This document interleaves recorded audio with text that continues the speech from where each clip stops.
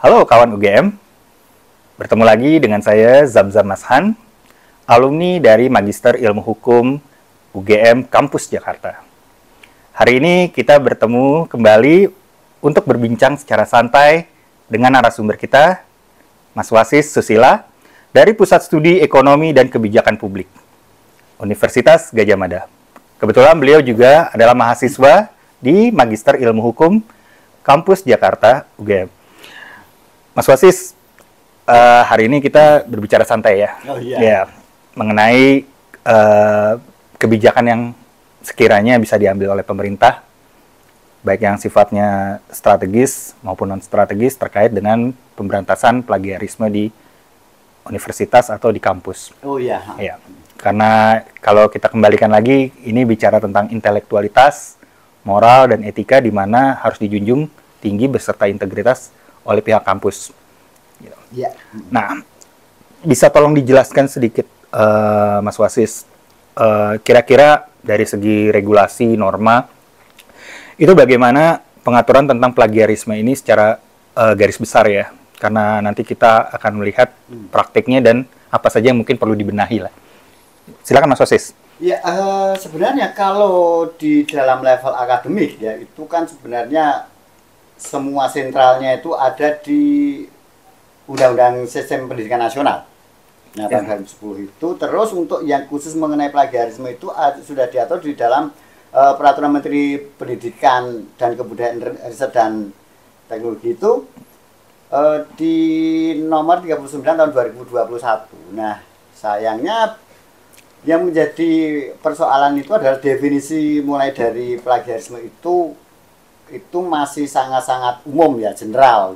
Jadi akan sangat berbeda kalau kita lihat beberapa regulasi yang ada di luar negeri. Dan itu pun juga akan menyangkut dengan konsekuensinya.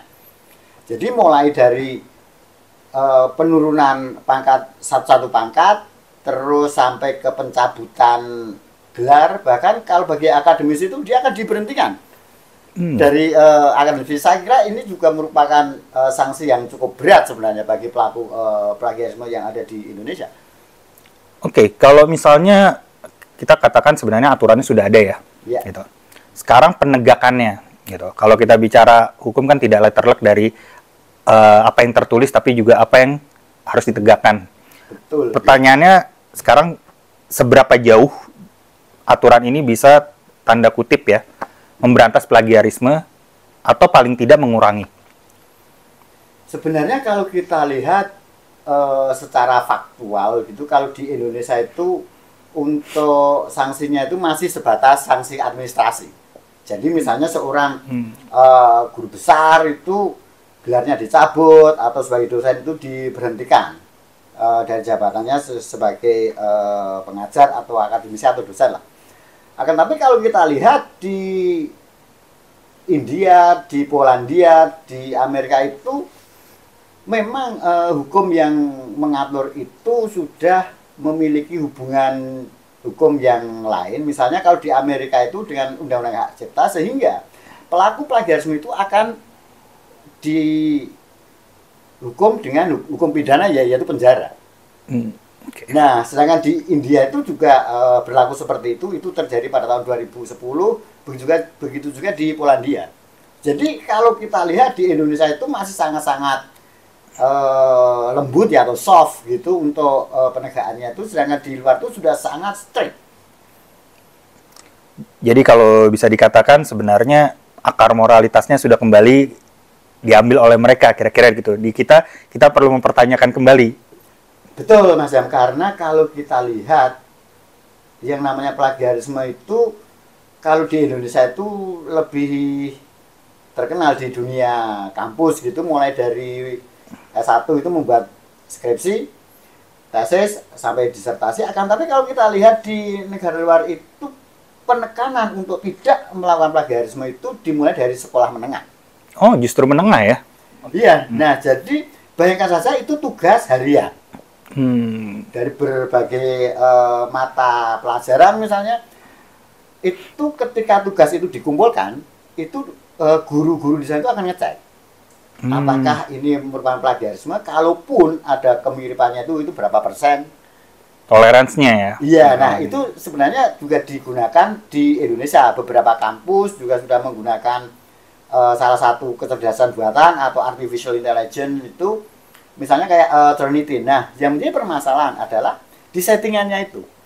Itu setiap kampus itu dia memiliki kebijakannya masing-masing, dimulai dari 19%, 15% sampai ke 20%. Oke, maksimal berarti 20 ya, yang masih bisa ditoleransi. Nah, itu yang rata-rata itu 19 sampai 20%. Okay. Nah, dengan seperti itu untuk menjaga agar jangan sampai suatu riset itu kemiripannya itu di atas 20%. Karena meskipun Turnitin itu dia tidak dapat sebagai patokan bahwa oh ini kalau risetnya ini memiliki kemiripan lebih dari 20%, itu plagiat. Itu sebenarnya enggak juga. Oh, oke. Jadi sangat tergantung ya? Iya, dari itu sangat tergantung dari kebijakan kampus. Oke, sekarang saya mau coba balik ke tataran yang sifatnya itu rutinitas ya. Gini Mas, kalau misalnya ya, kita identik ya, kalau misalnya S1 gitu, untuk menulis mungkin ada toleransi seperti itu ya.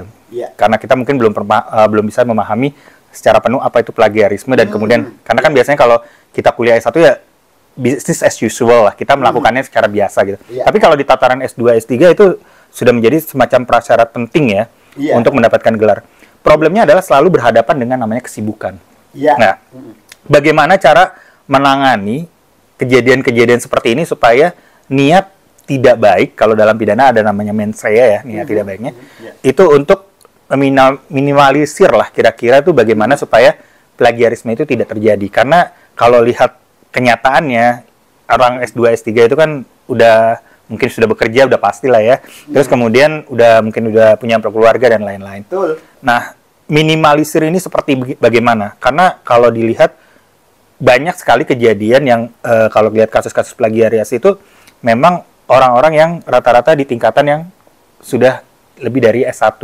Itu bagaimana, Mas?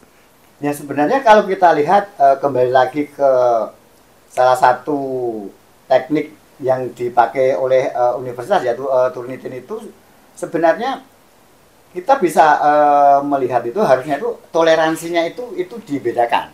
Jadi antara skripsi, tesis dengan disertasi itu harusnya itu dibedakan, karena tidak dapat disamakan antara pengetahuan mahasiswa S1, S2 dengan S3, di mana mahasiswa S1 itu dia belum memiliki pengalaman untuk membuat karya ilmiah. Betul.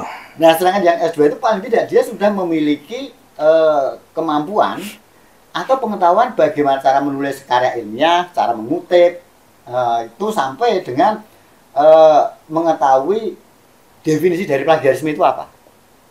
Nah, ini yang kadang-kadang hal seperti ini mungkin juga belum pernah dibahas atau tidak dipahami secara penuh. Jadi kan totalitasnya secara langsung adalah sebenarnya info yang didapat tuh tidak diketahui juga. Karena bisnis as usual, kalau misalnya kita S2, mostly rata-rata orang sudah bekerja, jadi ada semacam keanehan ya kalau kita tahu bahwa itu mereka sibuk dan kemudian oh ya udah pilih jalan pintas lah, katakannya seperti itu. Nah, mentolerir hal-hal seperti ini bagaimana? Kalau misalnya ada dua ada dua situasi. Pertama, memang pembimbingnya atau dosennya sendiri tidak mengetahui itu. Yang kedua, dia mengetahui bahwa itu adalah plagiarisme, tapi dia tanda kutip pembiaran. Ini bagaimana dengan kondisi kayak gini? Karena jangan sampai nanti tiba-tiba sudah lulus, kemudian dipermasalahkan ijazahnya. Padahal kan saringannya juga tetap aja dari dosennya atau dari pembimbingnya. Itu bagaimana? Betul, jadi konsekuensi dari pelaku plagiarisme ini, satu, ijazahnya itu atau gelarnya itu dapat ditarik. Nah, ijazahnya itu dapat dicabut. Terus untuk menghindari itu sebenarnya kan ada beberapa faktor yang subjektif ya, maksudnya itu tidak dapat disamakan antara mahasiswa satu dengan mahasiswa yang lain, baik itu di level S1 sampai dengan S3. Salah satunya itu adalah waktu. Jadi misalnya kalau riset itu memang membutuhkan waktu yang lebih, akan lebih baik apabila kita berbicara kepada dosen pembimbing, atau untuk yang mahasiswa S3 itu kita bilang ke promotornya itu untuk membutuhkan tambahan waktu. Oh, oke. Buka di awal ya berarti. Iya, kalau profesornya itu masih apa ya atau pembimbingnya itu memaksa itu argumentasi oleh mahasiswa yang dapat dilakukan adalah kita memberikan pandangan bahwa konsekuensi dari kalau saya itu cepat melakukan penelitian itu konsekuensinya itu adalah plagiarisme. Jadi kemungkinan melakukan plagiarisme itu semakin tinggi dan itu konsekuensinya itu apa yang akan diterima oleh pelaku beserta pembimbing, beserta universitas yang mengeluarkan ijazah. Itu akan memiliki konsekuensi yang sama. Oke, ini ada pengandaian nih Mas, misal ya, gitu. Ada terjadi kasus plagiarisme di satu kampus ya, misal gitu. Terus kemudian ada pembuktian bahwa ternyata memang terjadi plagiarisme setelah ada pihak eksternal yang membuktikan itu. Misalnya bisa kita katakan pengawas lah ya, gitu. Problemnya adalah penegakan plagiarismenya ini akan muncul anggapan di masyarakat dua cabang. Pertama, itu akan selesai secara tuntas, artinya benar-benar mungkin sampai pemberhentian dan lain-lain. Atau yang kedua, ada semacam negosiasi-negosiasi di mana menjaga martabat dan nama baik kampus. Konsekuensi seperti ini pernah difikirkan pemerintah untuk menyelesaikannya secara tuntas tidak? Kalau misalnya terjadi. Kita beranggapan andai-andai ke depan. Saya belum melihat sampai ke arah sana ya, karena yang terjadi itu misalnya seseorang itu terbukti melakukan plagiarisme, maka dia gelarnya itu akan dicabut. Kalau seorang akademisi itu dia bisa level yang paling berat itu adalah diberhentikan. Nah, itu hanya sebatas sanksi-sanksi administrasi. Oke. Nah, sebenarnya itu juga memiliki konsekuensi sanksi sosial gitu ya di masyarakat itu, akan tetapi kan pengetahuan masyarakat secara umum mengenai mengapa atau seseorang itu kok diberhentikan karena plagiarisme itu kan masih sangat kurang. Oh ya, sosialisasinya berarti ya? Iya, nah jadi salah satu cara yang saya kira baik itu adalah ketika ada seorang akademis dari universitas tertentu itu melakukan plagiarisme, ya memang dia selain diberhentikan itu adalah bagaimana marwah yang paling dasar dalam universitas itu kan menjaga integritas. Iya, akarnya berarti sebenarnya adalah moralitas dan etika yang dijunjung sekali. Ya. Maka untuk yang masalah integritas ini itu harus menerapkan apa ya, toleransi nol terhadap apa yang disebut dengan plagiarisme ini, karena secara akademik itu adalah merupakan suatu penyakit yang sangat kronis. Oke, berarti kalau gitu saya bisa tafsirkan sebenarnya silakan aja bisa dituntaskan, tapi juga kemudian pemerintah juga tanda kutip ya, juga memperhatikan bagaimana tetap menjaga nama baik kampus di mana orang ini berada ya. Iya. Karena bagaimanapun kadang-kadang kalau misalnya kita pikirkan suatu institusi dengan suatu orang itu kadang-kadang bisa disamaratakan. Jadi orangnya kena, institusinya biasanya kena. Iya. Ya, kita takutnya seperti itu kan. Iya. Cuma ketegasan dari pemerintah ini perlu sekali ya kayaknya. Iya. Oke. Iya, meskipun sebenarnya kalau kita lihat dalam regulasi itu di Undang-Undang Dinas atau di peraturan menteri itu sebenarnya juga sudah ada itu sampai ke ranah pidana juga. Jadi hukumannya itu kalau tidak salah itu 2 tahun penjara sama denda itu denda maksimal 200 juta. Nah, menjadi permasalahan itu penegakannya itu sampai sekarang itu belum ada realisasi yang sampai ke arah sana. Padahal kalau kita lihat di luar negeri itu hukuman penjara itu sudah banyak yang terjadi karena itu akan dikaitkan dengan undang-undang hak cipta. Oke. Nah, jadi kalau di Indonesia itu untuk perlindungan hak cipta itu saya kira juga masih kurang ya. Di samping itu memang pemerintah itu juga kelihatannya itu melihat plagiarisme itu ya masih setengah-setengah, ada dikategorikan itu ada pelanggaran berat, tapi di satu sisi ada regulasi itu tapi penegakannya itu tidak maksimal. Seperti itu. Oke.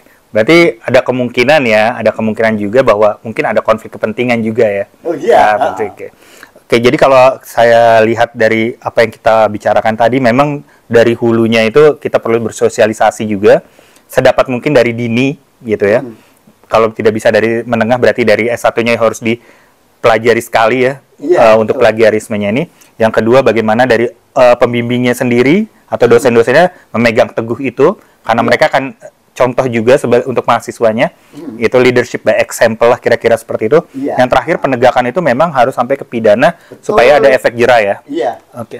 Kalau misalnya seperti ini Mas, sebelum kita akhiri ya, perlu tidak adanya revisi dari peraturan terkait plagiarisme ini agar bisa, tanda kutip, lebih bisa menghukum orang-orang nakal seperti ini untuk yang sering melakukan atau berniat untuk plagiarisme? Ya, saya kira perlu ya beberapa poin-poin penting dalam aturan itu. Satu, misalnya, kalaupun seorang akademis itu dia tidak sampai ke level pemberhentian dia sebagai akademisi, itu ada suatu hukuman atau punishment itu, misalnya dia dikasih rentang waktu berapa lama, misalnya setahun, 2 tahun, sampai 5 tahun itu dia tidak boleh melakukan suatu riset.